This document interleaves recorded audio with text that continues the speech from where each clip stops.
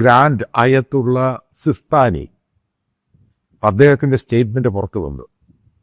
അദ്ദേഹം പറഞ്ഞു, അമേരിക്കയോടും ഇസ്രായേലിനോടും ആവശ്യപ്പെട്ടു, അലി ഖുമൈനിയെ തൽക്കാലം കൊല്ലരുത്.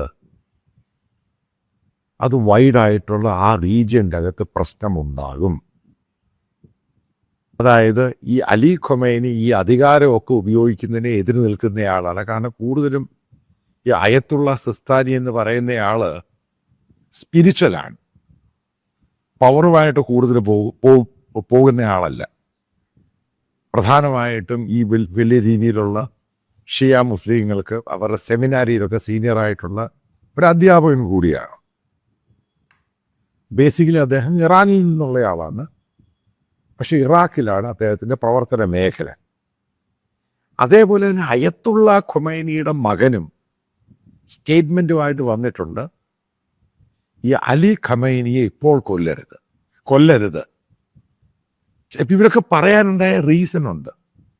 അതായത് പവറും സ്പിരിച്വലും എല്ലാം കൂടി നിൽക്കുന്ന ഇറാനാണ് ഷിയ മുസ്ലിങ്ങളുടെ ഹെഡ് ക്വാർട്ടേഴ്സ്.